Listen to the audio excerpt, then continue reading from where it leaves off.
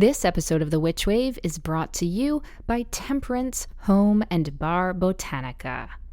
Temperance Home and Bar Botanica offers self-care with a little sensei in it. Melissa Suze is a sensei espiritista, offering readings, spiritual guidance, and handcrafted magical products that offer opportunities for self-care and reflection designed for your home, bath, and bar. So go ahead and check out Temperance Home and Bar on Etsy or at Temperance Home Bar on Instagram and Facebook for magical, radical self-care for your home and bar. And best of all, you can get 10% off with promo code WitchWave. That's Temperance Home and Bar on Etsy and use promo code WitchWave for 10% off. It's been a long day. I'm tired. Ma, I know just what you need. I'll tuck you in and light your mirrorless candles. That's just what I need. How did you know? It's a secret. My favorite at bedtime. Good night. Good night, Mama. Mithras Candle from the mouths of babes. Go to mithrascandle.com. That's M as in magic, ITHRAS candle.com, and use offer code WITCH for 13% off your first order. The world is filled with bewitching people, and you might be one too. Welcome to the podcast where art is magic is real, and reality is stranger than dreams. I'm Pam Grossman, and this is The Witch Wave.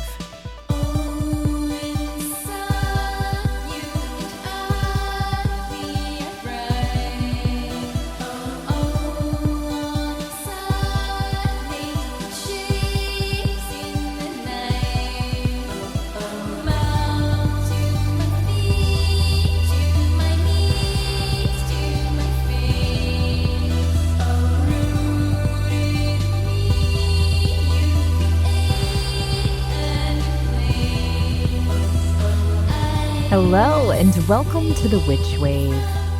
My friends, how are you? It is the 1-year anniversary of the pandemic this week, and I feel as if I've aged 50 years in the last 12 months, and I imagine you can relate. However, today I am leaning into this creaky crone vibe because on this episode, my guest, Taisia Kitaiskaia, and I will be talking about arguably the most potent crone of all time, the infamous witch of Slavic folklore, Baba Yaga. Crones in general have become truly beloved characters to me, whether real-life ones or those who occupy the forests of fairy tales. Historically, they've been figures to fear or mock.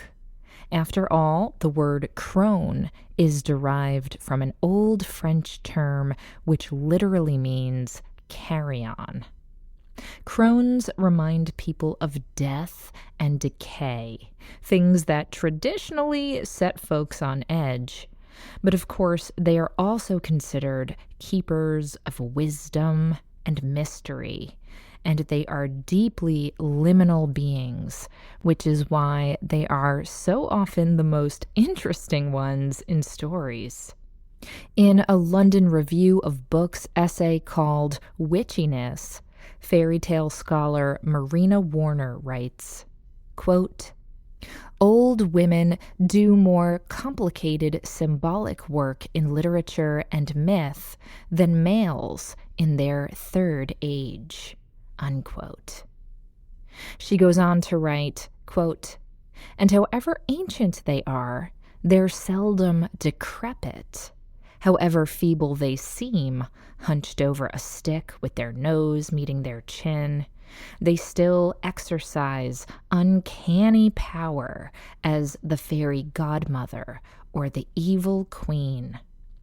But no storybook crone can approach the monstrosity of Baba Yaga, unquote.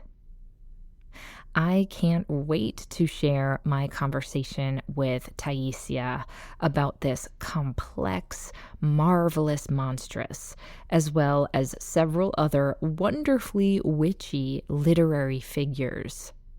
But before we get to that, first let's check and see what's come through on the Witch Wire. Who is it? Witches. Sarah writes, I'm so grateful for your podcast. It's really been a beacon of light. I'm currently working towards a PhD in anthropology, looking at death and museums, and have been told after my first year review by examiners that my project isn't viable. The news, of course, really stung, and I even seriously considered quitting and maybe reapplying in a few years when COVID restrictions ease and I can actually do the field work I set out to do, knock on wood. But I want to stick with it now, changing the project's direction and hopping back on the old horse again, albeit a very different one. However, I keep catching myself thinking in the back of my mind, oh, I'll just quit later, or I think I'll stay on. And I think this lukewarm approach is really affecting my work. Do you have suggestions for a recommitment ritual I could do? Love from Scotland. Hi, Sarah. Oh, I love Scotland and hope so much to get back there someday. Talk about a magical place. Now, I actually majored in anthropology myself as an undergrad, so I always love to hear from others who have studied it too. Your focus on museums and death sounds right up my alley. I used to co-run an arts and event space here in Brooklyn called Observatory that was started by the founder of Morbid Anatomy, which is a platform that specializes in the material and ritual culture of death. And I imagine you probably know all about Morbid Anatomy already, as they've gone on to launch so many wonderful projects. But for listeners who might not be aware of them, definitely do give them a look. Anyhow, I'm sorry to hear that you're feeling a little bit shaken after being encouraged to revisit your project. I do want to remind you that sometimes in these cases, when we're forced to go back to the drawing board, it can actually be a great gift because we can discover a new path or perspective that's even more rich and more meaningful than we could have previously imagined. Either that or the heads of your program are just total assholes. I really can't say. But regardless, I hope you'll take this as an opportunity to reassess your situation and find some possible hidden treasure. Speaking of the dead, that would actually be my recommendation here. Since death is your area of speciality anyhow, why not call upon your ancestors and ask them for some guidance and clarity and help in recommitting yourself? Is there one benevolent ancestor in particular who feels like he or she might be looking out for you?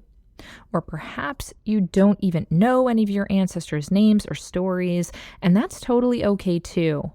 But my intuition tells me that doing some sort of ritual where you call on one or several of them to help you know how to carry on here might be really useful. If you can set up a little altar with photographs of them or objects that make you feel connected to them, all the better. Perhaps an offering of their favorite food or drink or perfume. I also think that having a knife or dagger on the altar could be really effective here, as magical blades help us both banish unwanted energies and can help us sharpen our thoughts and clarify our vision. They cut through the magical crap, so to speak. Then, after your altar is set up, you can light a candle and do an invocation that thanks these ancestors for your life, because they are at least partially responsible for it, depending on who you are calling upon, and thanking them for their protection, which presumably they have been giving you, even if you haven't been fully aware of it up to this point. And then go ahead and ask them for some guidance around this issue. It might not happen immediately, but I do believe that you'll know when you receive their answer. It might be a few days or weeks later, but you will know when they send you a message about this particular issue. It might be a sign, it might be a book you suddenly encounter, a dream you have, a snippet of conversation that turns up at just the right time you needed to hear it. Whatever it is, just keep your eyes and your ears and your intuition open and receptive, and you'll receive some sort of arrow pointing the way. Good luck, and let me know how it goes. Now, on to my guest. Taisia Kitaiskaia is a Russian-American poet and writer of so many of my favorite things. She is the author of The Nightgown and Other Poems and Literary Witches, a collaboration with artist and former Witchwave guest Katie Horan that celebrates magical women writers, and which was also an NPR Best Book of 2017. Together, they also released a divination deck, The Literary Witches Oracle. Taisia is also the author of 2 books of experimental, enchanting advice from Baba Yaga herself. The first is called Ask Baba Yaga, Otherworldly Advice for Everyday Troubles, and its follow-up, Poetic Remedies for Troubled Times from Ask Baba Yaga, was recently released as well. Taisia has received fellowships from Yaddo and the James A. Michener Center for Writers, and her work has been published in journals such as A Public Space, Gulf Coast, Los Angeles Review of Books, StoryQuarterly, Fence, Guernica, and more. She has written for The Hairpin, Electric Literature, Jezebel, and Bitch Media. And her work has been nominated 3 times for a Pushcart Prize. Her writing is witchy and weird, and I adored getting to talk to her all about it. Taisia joined me from her home in Austin, Texas, via Zoom.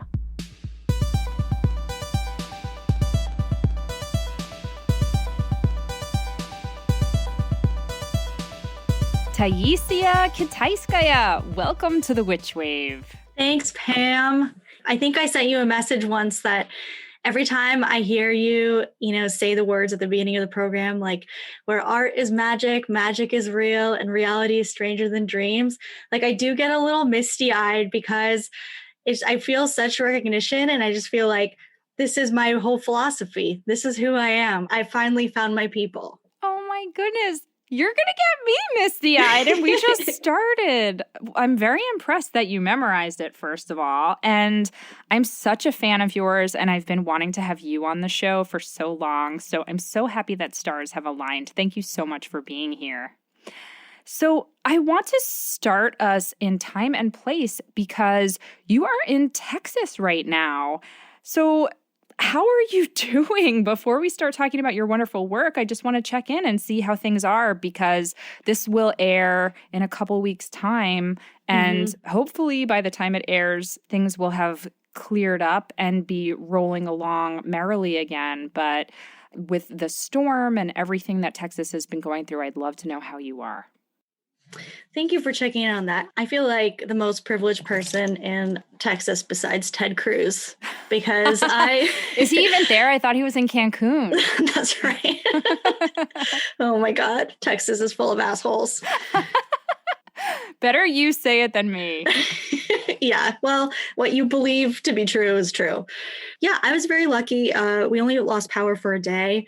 Most people I know lost power for 5 days and then water for, 5 days or 3 days or something. It's been really bad here. I'm glad people are kind of hearing about it. And I think like right now everyone's kind of okay, more or less, at least like the power and water outages.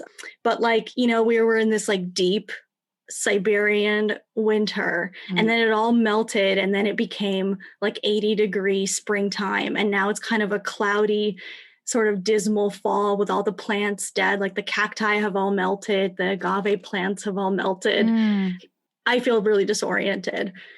It's been a tough time. Yeah. Well, and for you all to be going through that in the midst of what's already been such a horrific year. Oh my goodness. I'm glad that you're doing okay.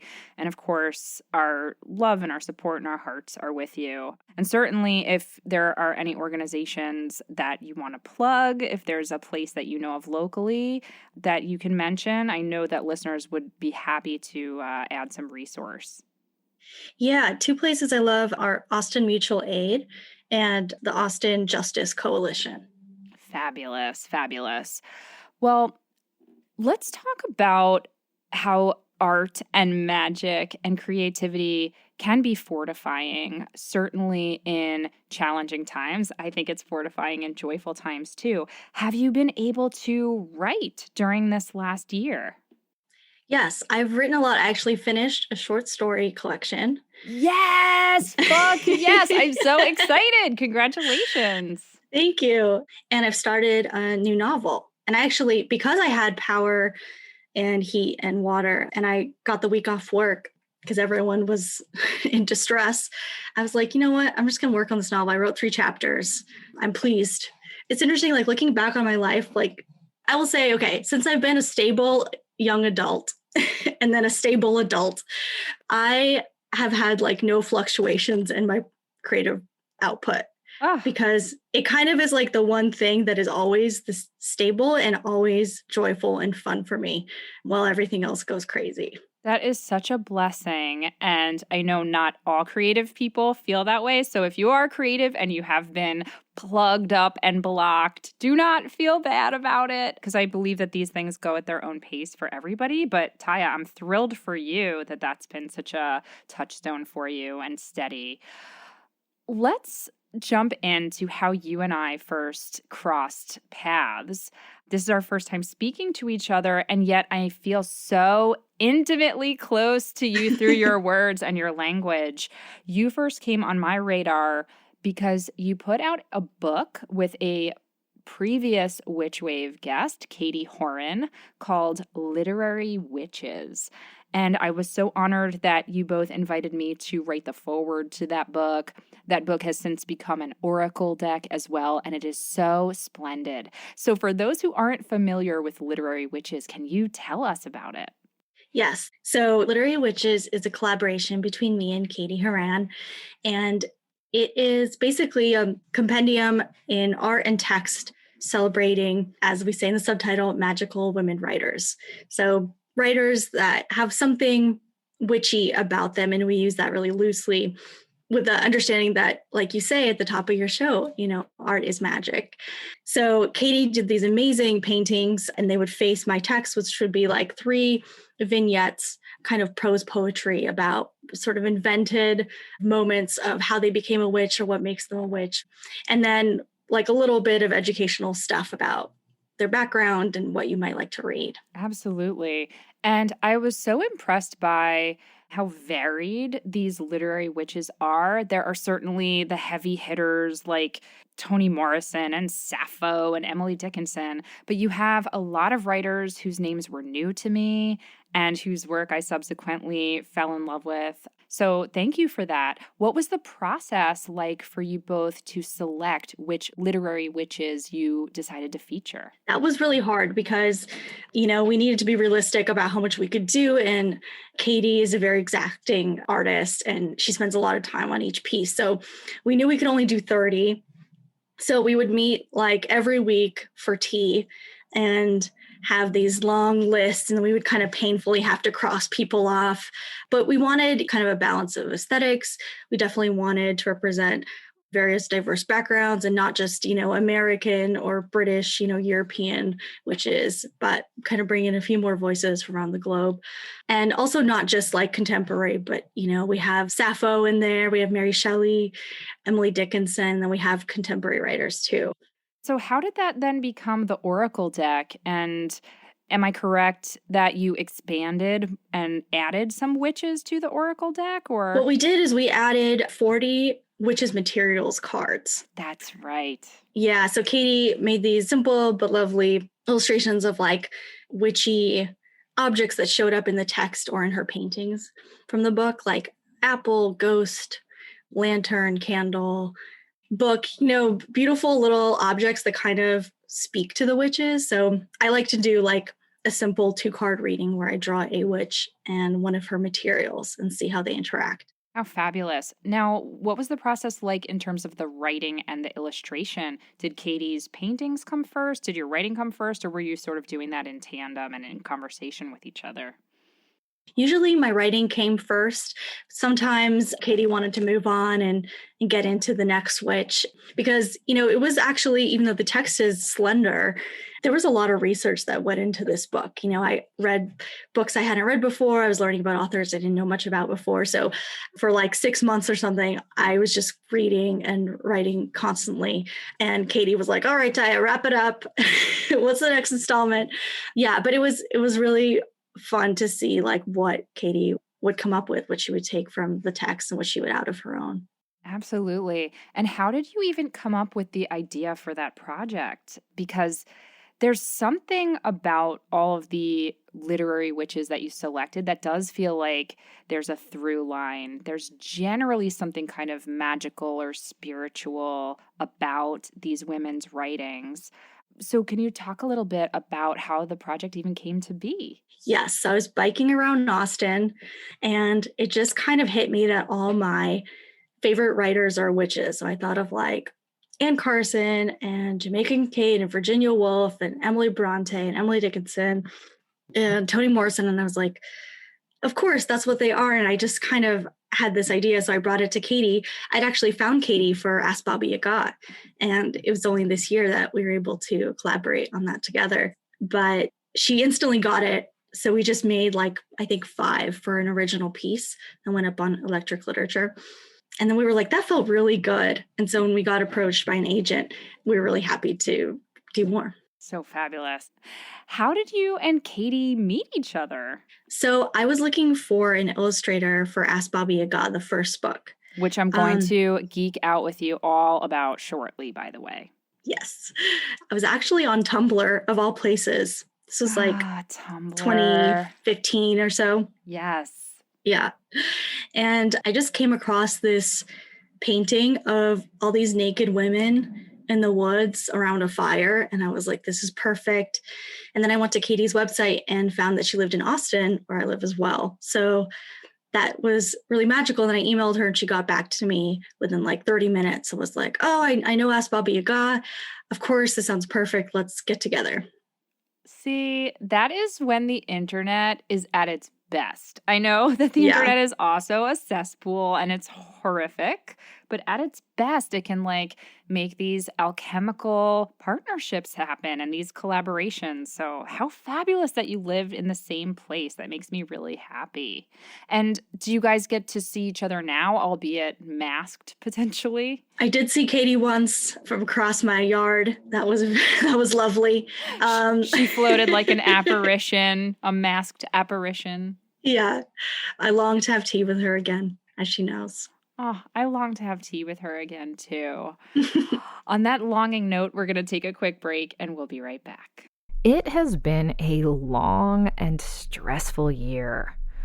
Are you ready to steep yourself in some healing? I know I am. Seasonal Steep is an experiential subscription box that honors the wheel of the year with a potent combination of herbal medicine, astrology, and tarot. Part tea ceremony, part ritual, and part online class, Seasonal Steep helps you create a space for discovery and learning through a transformative experience that unites body and mind. And here's how it works. 4 times a year, Seasonal Steep subscribers receive a beautifully curated box designed to honor the season and strengthen you on your journey. Each box includes tea that features a seasonal herb, 2 reusable tea bags, a silk altar cloth that can also be used as a mask, and admission to an interdisciplinary online class in which you'll learn about each herb alongside an exploration of planetary and tarot archetypes. Are you looking to build a better relationship with plants? Your Seasonal Steep subscription connects you to your body and the natural world to create harmony and healing. You'll also be contributing to an important organization aligned with our values. This winter's Seasonal Steep box honors water and our earth by donating 10% of the proceeds to Charity Water. Join us this year as Seasonal Steep deep dives into burdock, dandelion, yarrow, and rose. Ooh, that sounds lovely. Subscription details are available at seasonalsteep.com. That's seasonal, S as in sorcery, TEEP.com. And you can find them on Instagram at seasonalsteep. And you can use promo code WitchWave for 10% off your subscription. So go on ahead to seasonalsteep.com and use code WitchWave for 10% off. I feel more relaxed already. Look, it's hard enough grappling with our own emotions under ordinary circumstances, but even more so when the world is going through massive collective challenges. I am so grateful for my therapist, and even though I've done sessions in person for years, I've been pretty amazed at how effective online therapy has been for me right now. And so I can heartily recommend BetterHelp, an online counseling service which can provide you with your own licensed professional therapist to talk to via video or phone sessions.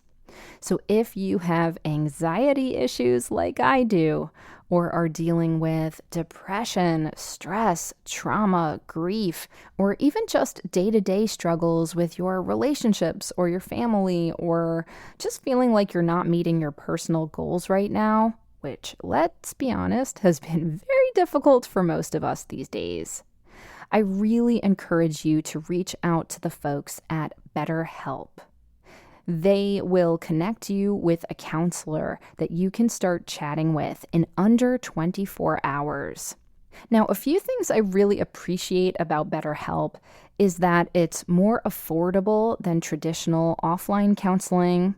Plus, they offer financial aid to those who qualify, and they make it super easy to change counselors so you can find one that you really click with.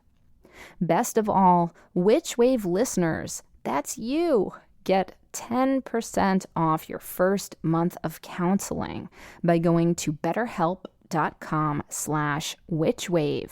That's better, HELP.com/witchwave. I believe that all human beings can benefit from therapy. I certainly have myself, and I'm so glad that it's becoming more accepted and more accessible to do so. So please pop over to betterhelp.com/witchwave and find a great counselor to talk to. BetterHelp is confidential, convenient care, and you, my friend, deserve that. Taisia Kitaiskaia, welcome back to the Witch Wave. Thanks, Pam. All right. So you brought up Ask Baba Yaga. This is one of my favorite projects that you or anybody else has created in the last several years. It is so special. And essentially, it is you almost like channeling Baba Yaga. And we're going to talk all about who she is for those who have no idea what we're talking about. But essentially, you're channeling her as an advice columnist and writing in her voice these beautiful, poetic, strange, magical, responses to people's questions about problems that they're having in their life.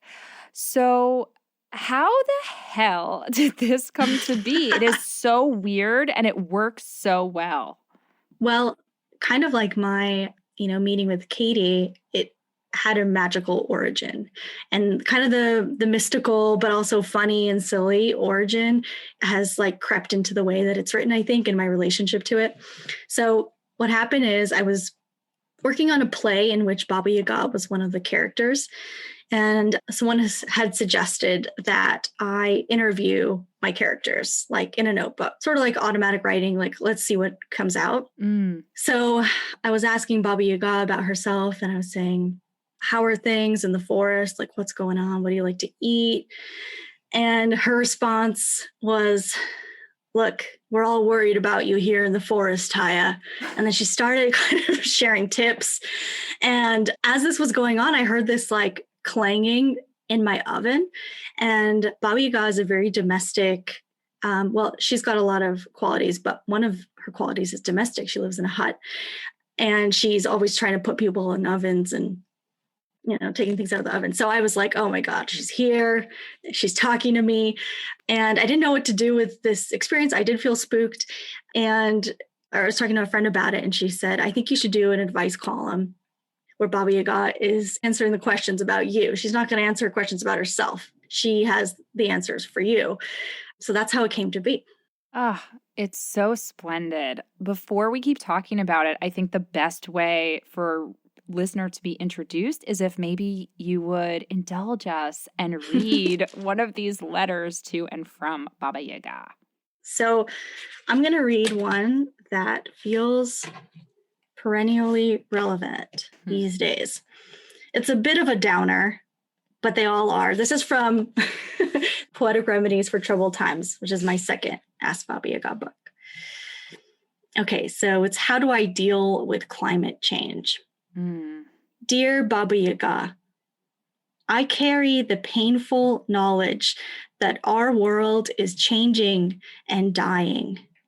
I cannot protect my young children from the future. And I am afraid to infect my loved ones with my anxiety. How can we have inner peace while confronting the rising tide of environmental collapse? And Baba Yaga says, I have watched Earth turn over many times, green and red and black and gold. No species, world state, or life web stays. You worry that nothing of yours will live past the changing, but witness yourself in the bee and the water, in the becoming and vanishment of both, in what comes next, and you will know better. The changing brings fear and sorrow, but wonder lurks in the same field, gathers the two sobbing children in her arms and holds. Wonder she is the only one who stays. Anyone can join her, walking into each new earth. And in the meantimes, care for what is here, but don't ask for what is foolish, for the here to be the same forever. That is so beautiful and so heartbreaking and so wise. And that is a feeling that when I'm reading through these different letters and responses, that I feel often it's this combination of like, this is so beautiful and so at times painful and so touching. I mean, you described a lot of them as downers. I find a lot of them to be uplifting, but of course, people are pouring their heart out to this wise old witchy crone. And well, first, I suppose we should tell listeners exactly who Baba Yaga is in case they're not familiar with her. But then I want to know what it feels like to channel this crony old voice through your system. So, yeah, tell us a little about her.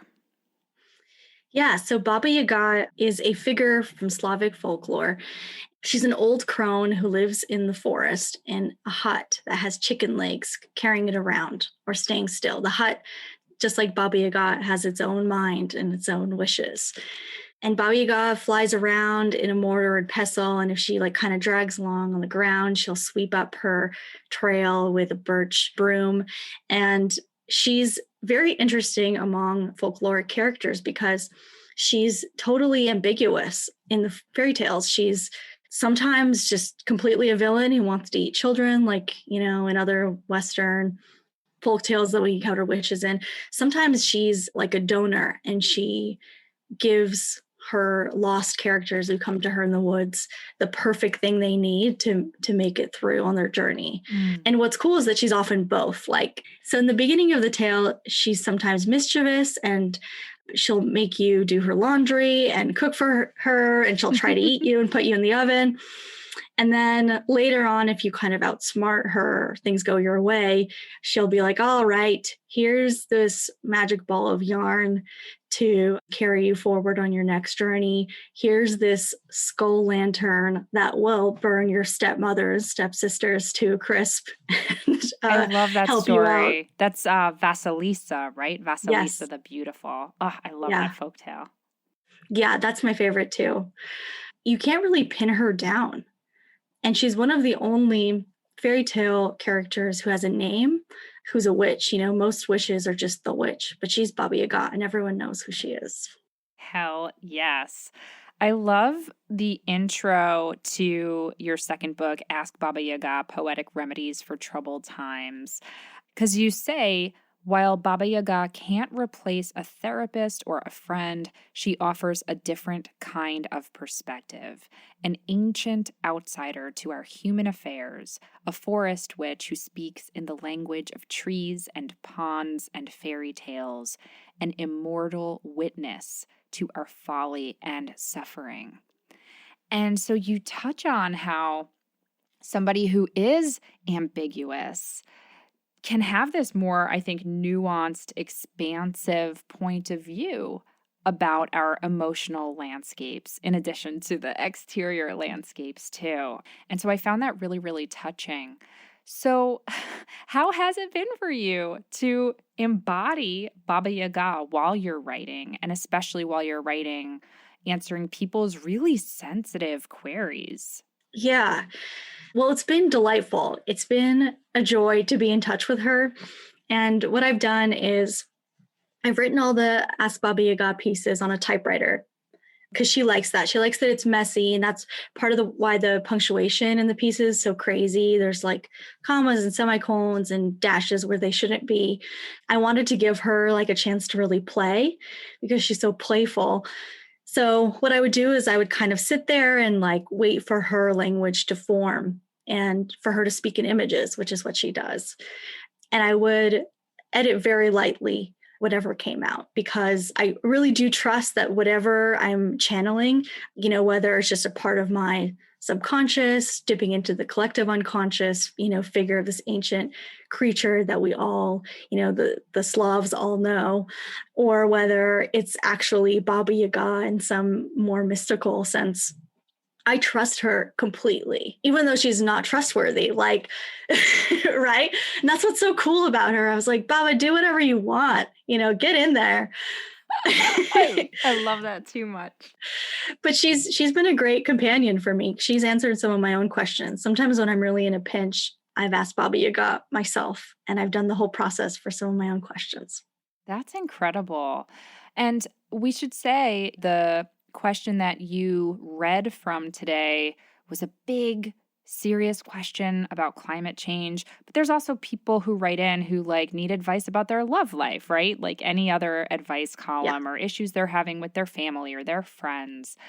If it's not divulging too much of your secret sauce, can you share where these questions come from? Are they from actual people, or are you imagining what someone might ask her, or some combination? Yeah, so these are all real questions from actual people. Yeah, this was a column on the Hairpin, which some of you may remember. Oh, I miss the Hairpin. I know. Vive la Hairpin. I know, bring her back. Yeah, so people who went to the Hairpin would write into me and ask babayaga@gmail.com, a somewhat defunct email account, at least for the moment. And, when I started posting on Instagram, folks would find me through Instagram too. So all these are real questions. Maybe one or two are from me. I'll let readers guess which ones. But yeah, everything is real. I didn't imagine anything. That's so awesome, because I knew you used to have the column, but I wasn't sure. And what have the reactions been from people who've sent in the questions? Have you heard any feedback from them?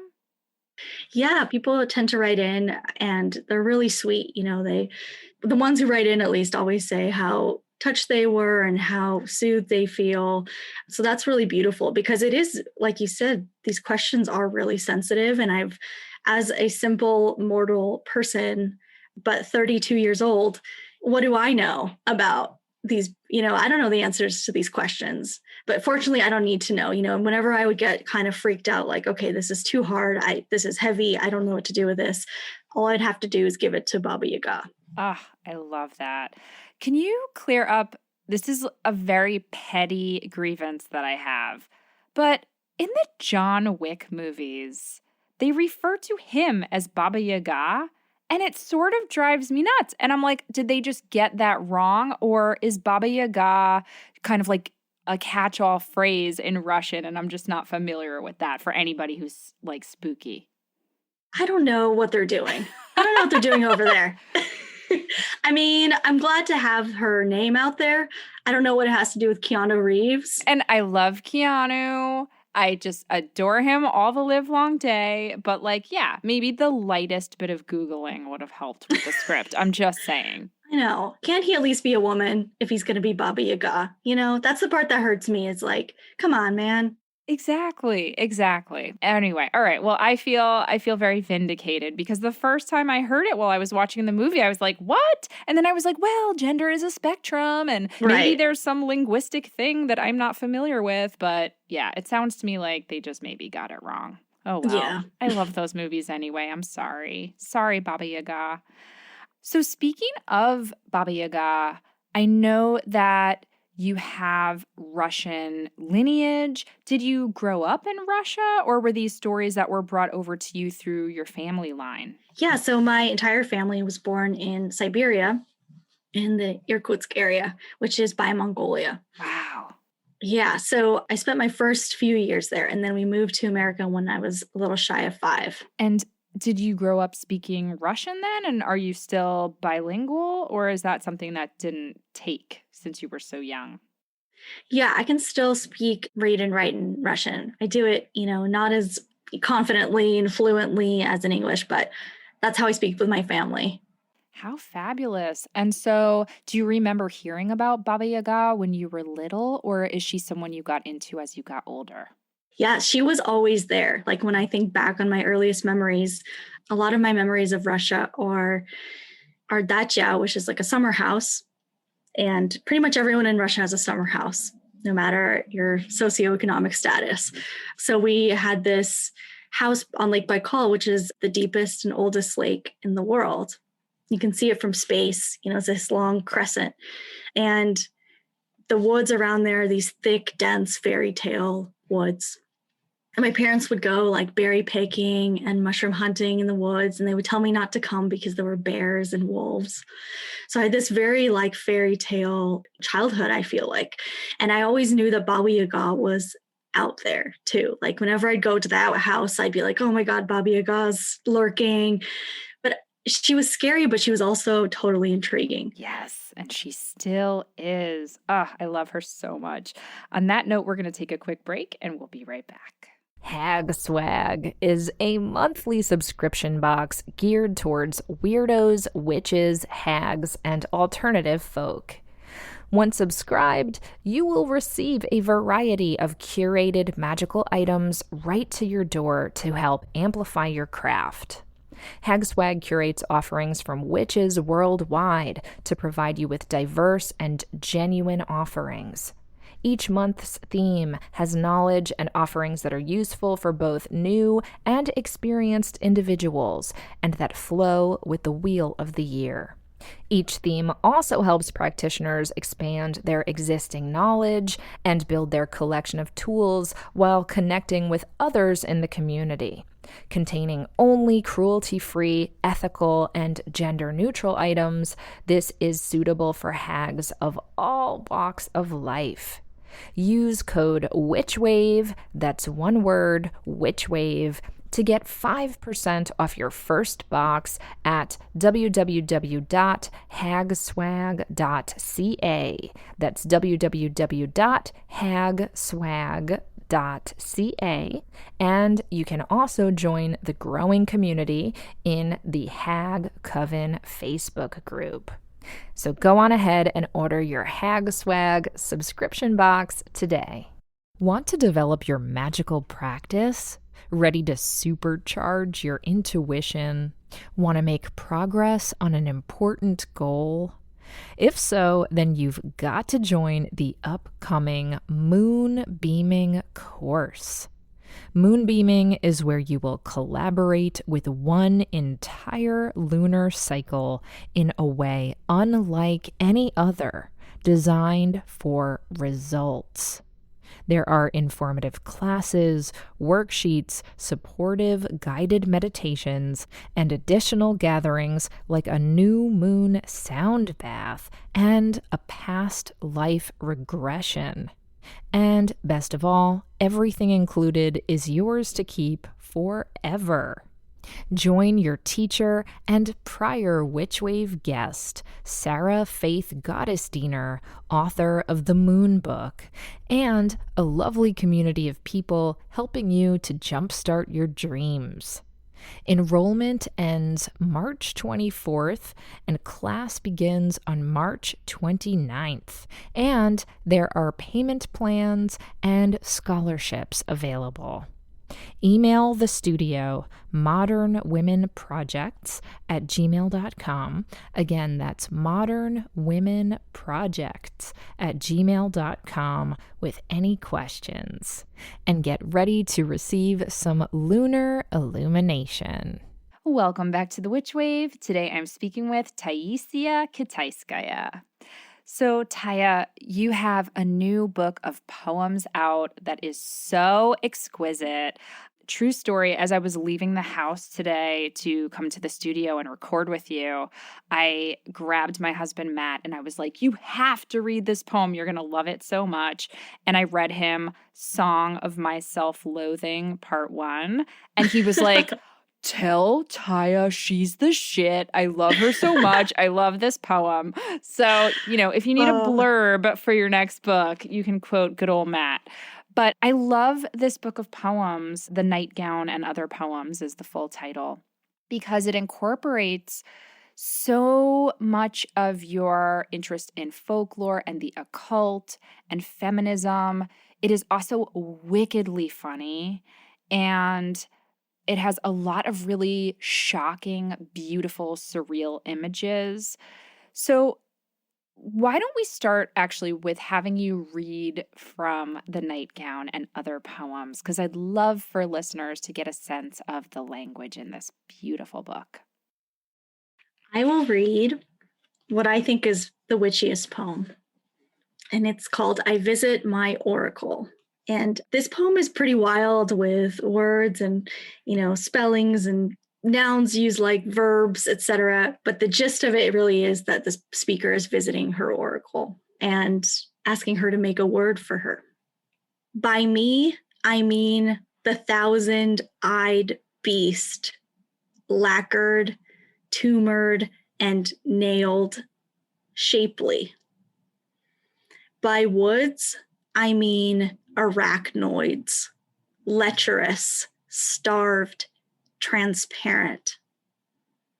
By her, I mean big as a moon, Miss Morridge, eyes resting in the usual milk, dusty-brained so that I must wipe it, so that she may aspire for me a word into the glass goblet. Stir it, gelatinous, into a meaning. Tenders, governs, she does, says I am too hasty to make a herd of languages. Decease, she says, into a pot, and they drop and mule. How conscious, she says, muttering, too conscious. It's all too much for her. She slides back into her slipper, crunches insects eyelessly in a tavern. I go home galoshed, stank all up my being, far from oracled, my hair's specks a minx. When at wood's edge, I trip over a loosed burl of a word. How did she trap me so, cobwebbed as she is? And moment, feel me step through myself. But that's a lie. And the trees snicker like they never knew me. I love it so much. I was so happy that you chose that one to read today. And what I love about it, in addition to all of the witchy visuals, and I'm a sucker for like the monstrous feminine in general too, which is throughout your entire oeuvre, I would say. But just the way that you use language is so beautiful to me. It's really incantatory, and you're obviously choosing words that not only, are evocative on the page, but also like feel good in the mouth. I'm sure there's a better way to put that, but the sounds of it really, feel very incantatory and very mesmeric. So when you're writing, do you read to yourself out loud? Are you paying attention to those mouth sounds? I love the mouth sounds the words make, but I also love the way they look. I love everything about them. And a lot of this book is about language, and especially about kind of the earliest layer of the English language being Old English or Anglo-Saxon. And I think part of that is because I came to America at a time when, I was 5. So I was able to kind of see language come into being.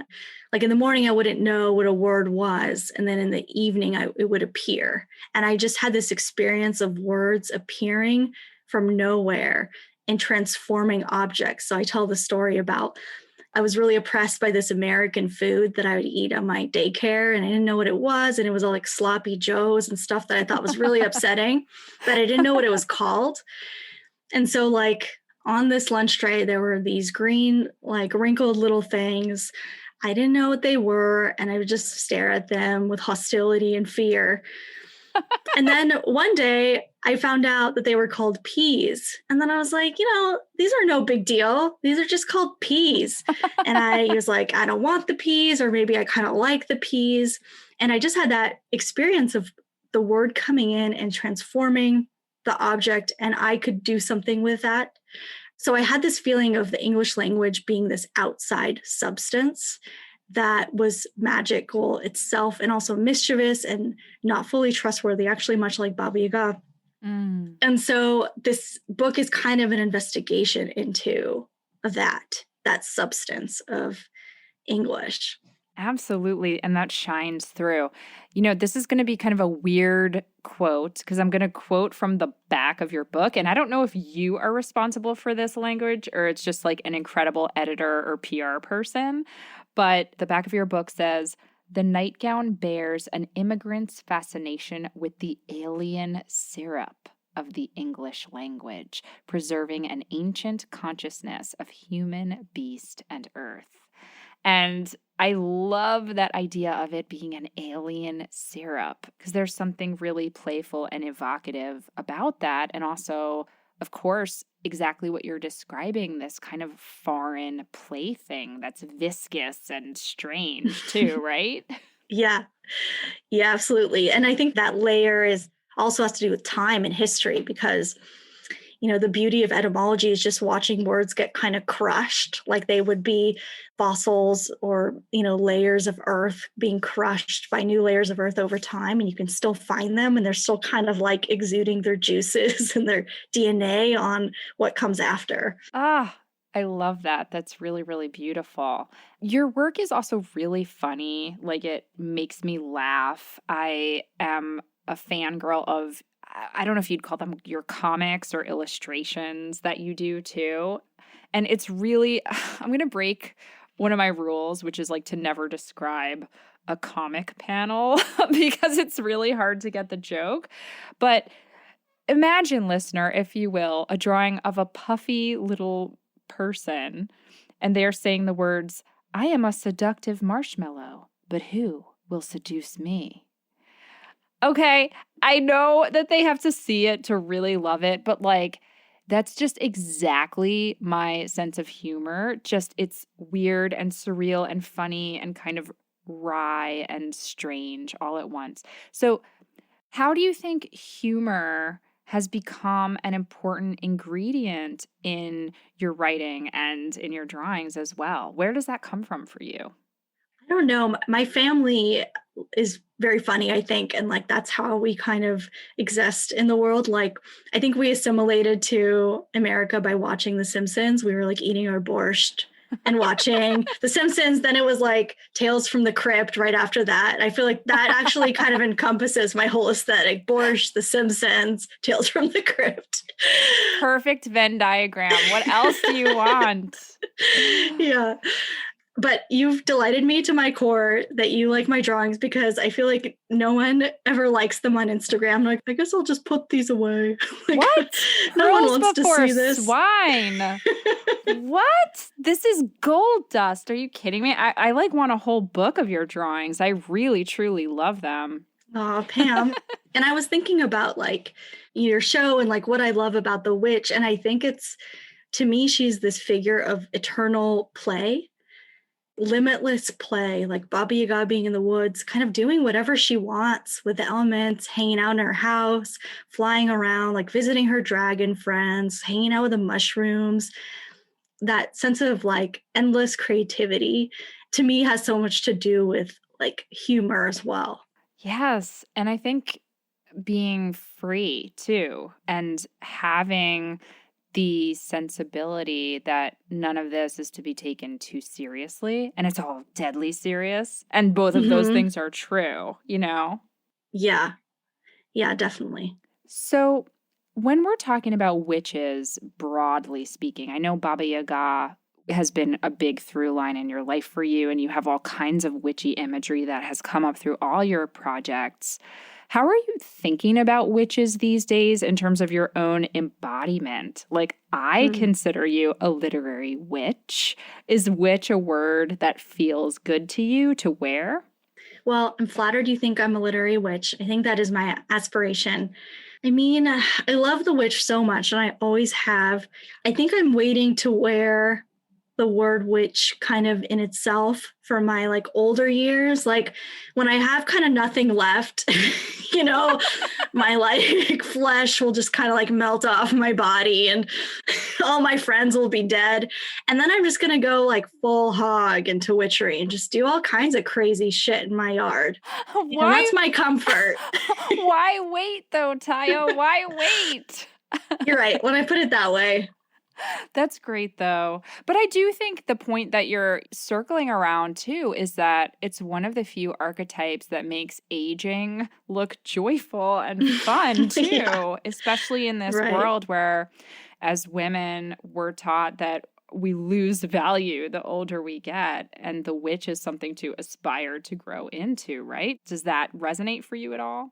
Absolutely. Like, I feel like the witch is the saving grace of old age. She gives us a way out, like a portal back into the vitality of life.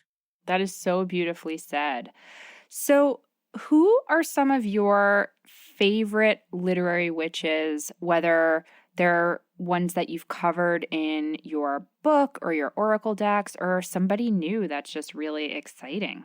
So one who is not in the Literary Witches book is Barbara Comans. I don't know if you've read her. Do you know, she has been on my list and her name keeps coming up. Talk about following the trail of cosmic breadcrumbs. I'm like, all right, Taya's just mentioned her. This is now like the third or fourth time she's come up for me in the last couple of weeks. So it's clear I need to finally read her. But please share why you think she's a literary witch. She's like an earlier 20th century writer. And she was kind of a feral child who like grew up on, like kind of a dwindling estate, untutored and unwashed. And so she's kind of an outsider artist of writing. She found her way to it sort of by accident while she was breeding poodles and trying to sell cars and stuff. As one does. Yeah. She does some like fairy tale retellings. One of her books is The Juniper Tree. And there's a lot of fairy tale imagery in her work. There's like kind of a lot of like elemental imagery, but also kind of the desperation of being a poor young woman in a patriarchy. Dorothy Press puts out one of her books, Who Was Changed and Who Was Dead, which is an incredible book. So I think she's wonderful. She has like there's something really scary at the back of her work, but also very funny. She sounds perfect for you because you are someone, as I mentioned earlier, who really touches on that monstrous feminine. Where do you think that comes from for you? Because I think it takes a pretty badass woman to want to put on that cloak of monstrosity as you do so beautifully and so hilariously through a lot of your work. I've always loved monsters, and I think everyone does. Like, I think that's why children's stories are full of monsters. But I think you have to kind of hold on to that. Like the goal of society, right, is to kind of like smooth you out and make you lose your monstrous qualities. And the monster continues to hold such power for me and temptation. Like as I get older and become like a polished young professional, I love the raw and the ugly because it brings me back to, I think, like the whole of life. One of my early memories from Russia is my grandmother. She's a botanist, and she and I were sitting in her garden in this dacha, and we were eating these really delicious little strawberries that are kind of like, they had that wild taste, they're really small and like potent. And I was sort of digging through the soil, and I came across a worm and sort of freaked out. And she said, the worms are important to the soil. Like the worms keep the earth whole, and they're the reason we have the strawberries. And I must have been like 4 years old or something. But so it was the first piece of philosophy that I ever had. And I think it made a huge impression on me because I always have something of the grotesque, I think, kind of inevitably in what I write. I don't seek it out. I think it finds me because I think it is important. You need to have the ugly, scary, slimy thing in the room to actually be in the room, right? Because it's always with us. Absolutely. Well, I could talk to you for 10 more hours. We are going to end there. Before we go, Taya, how can people find out more about you and your beautiful, beautiful books? So they can go to Instagram at taisia.kitaiskaia or to my website, taisiakitaiskaia.com. Fabulous. Well, I say this as such a compliment. You are a sublime, slimy, brilliant, beautiful genius. I'm so happy that we had this time together. Thank you so much for being on the Witch Wave, and thank you for your work, Taia. I adore it. Thank you, Pam. Thank you for the Witch Wave and everything you do. It's so important. That's it for the show. Thank you again to Taisia Kitaiskaia for sharing her divine and delightful monstrosity with me. Do you have questions, feedback, need some witchly advice, or just want to share something magical that happened to you recently? Drop us an email at witchwavepodcast@gmail.com. We would love to hear from you, and you just might make it on the Witchwire. The Witch Wave is produced, written, and recorded by me, Pam Grossman. This episode was edited by Rachel Jacobs, thank you Rachel, and myself. Our sound engineer was Josh Wilcox. Our theme music is the song Hand and I by Lycanthia. Special thanks go to Matt Freeman, Laura Antal, and Cece Pascal. You can check out information about this and other episodes on our website, and now buy Witchwave merch at witchwavepodcast.com. Please subscribe to us on Apple Podcasts and give us lots of sparkly stars. It really does make a difference and helps other people find the show. You can follow us on Twitter, Instagram, and Facebook at WitchWavePod, and you can check out my witch emoji for iPhone by going to witchemoji.com or downloading it in the App Store. Please consider picking up my book, Waking the Witch, which is available everywhere now. And if you want more Witch Wave, or you would just like to support the show, please do join us over on Patreon. That's patreon.com/witchwave. Thank you so much for listening. Witches are the future. I'll catch you next time on the Witch Wave.